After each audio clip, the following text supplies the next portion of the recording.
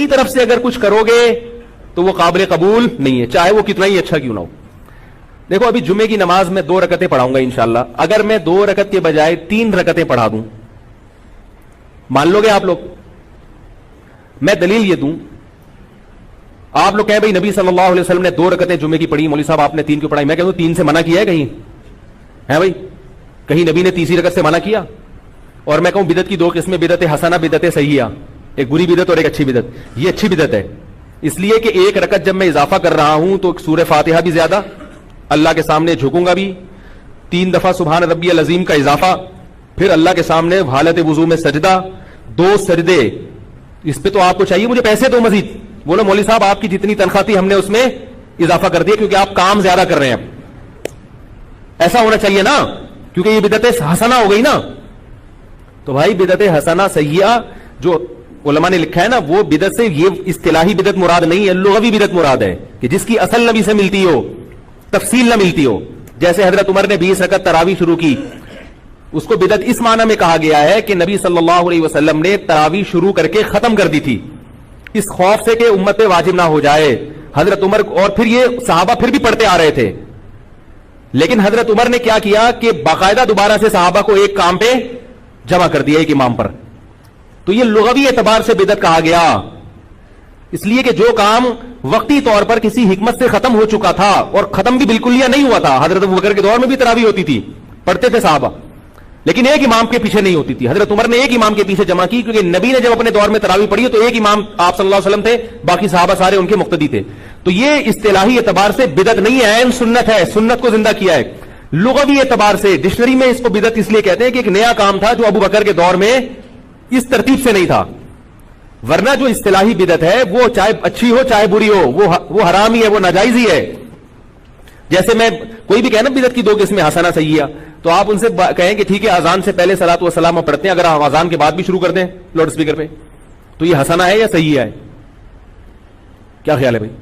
اور ہم جو لا الہ الا اللہ پڑھتے ہیں اذان کے آخر میں، کہتے ہیں نا اللہ اکبر آخر میں لا الہ الا اللہ، اس کے بعد اگر ہم کہیں محمد رسول اللہ، تو یہ بدعت حسنہ ہوگی سیئہ ہوگی؟ نہیں یاری میرا خیال ہے ظاہر ہے سیئہ ہی ہوگی. حالانکہ لا الہ الا اللہ کے بعد ہم محمد رسول اللہ کا اضافہ کر رہے ہیں جو ہمارے ایمان کا حصہ ہے.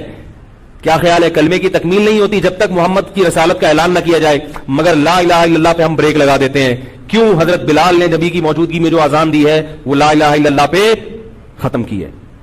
تو اذان مکمل ہو گئی، اس سے پہلے اس کے بعد میں آپ نے کوئی ایڈیشن نہیں کرنی. تو ربیع الاول میں نبی نے کیا کیا ہے وہ بھی ہمیں بتا دیا ہے، اس میں آپ نے اپنی طرف سے تڑکا نہیں لگانا، کیونکہ نبی نے بتایا ہے کہ مجھے خوش کرنا ہے تو جیسے میں نے کہا ہے ویسا کرو، اور جیسے میں نے کیا ہے ویسا کرو. نبی کی اطاعت کا بھی حکم اور اتباع کا بھی. اطاعت اور اتباع میں فرق یہ ہے کہ اطاعت قول میں ہوتی ہے، نبی نے جو کہا وہ کرو، اور اتباع کا مطلب جیسے جیسے کر رہے ہیں ویسے ویسے کرتے چلے جاؤ.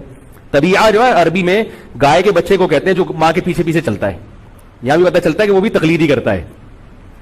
ماں کا بچہ طبیعہ جو گائے کا بچہ ہوتا ہے نا، طبیعہ جہاں جہاں ماں جاتی ہے وہ وہاں جاتا ہے کہ نہیں جاتا؟ اس لیے کہ اس کو دلیل اس لیے نہیں مانگتا اپنی ماں سے، اس کو پتا ہوتا ہے میری ماں مجھے گٹر میں نہیں گرائے گی کیونکہ یہ میری ماں ہے. کیا خیال ہے بھائی؟ اس کو پتا ہے اماں جہاں جا رہی ہے صحیح جگہ جا رہی ہوگی. تو اس سے پتہ چلتا ہے اتباع یا طبی کا جو لفظ ہے یہ دلیل اور بلا دلیل دونوں کو شامل ہے. تو اللہ نے کیا حکم دیا کہ نبی کی اتباع کرو، یعنی جیسے جیسے نبی کرتے رہے ویسا ویسا کرنا شروع کر دو.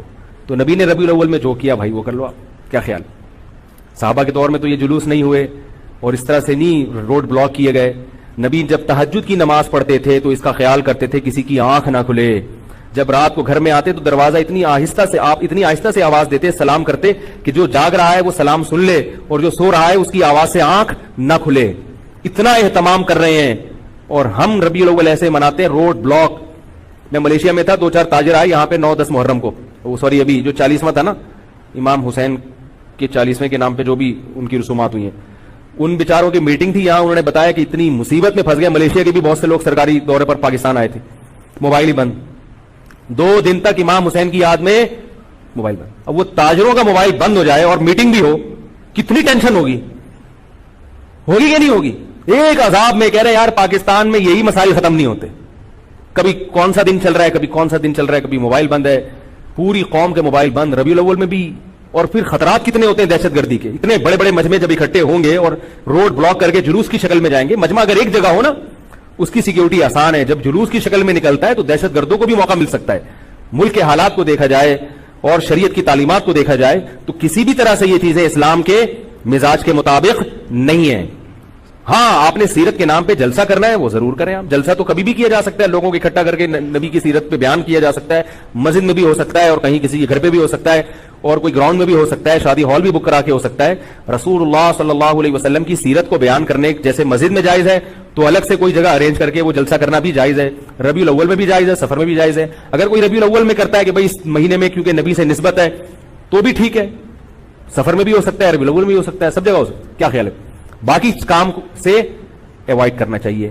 تمام دوائیں بچوں کی پہنچ سے دور رکھنی چاہیے اور استعمال سے قبل بوتل کو اچھی طرح ہلا بھی لینا چاہیے. پھر بھی اگر آرام نہ آئے تو قریبی معالج سے رجوع کرنا چاہیے. کیا خیال ہے؟ یہ جو میں نے آخر میں جملہ کہا ہے نا, اس کا اس بیان سے بڑا گہرا تعلق ہے. اس کو آپ لطیفہ برائے لطیفہ نہ سمجھیں. دوبارہ نہیں سنا رہا, وقت بہت ہو گیا ہے, ٹھیک ہے.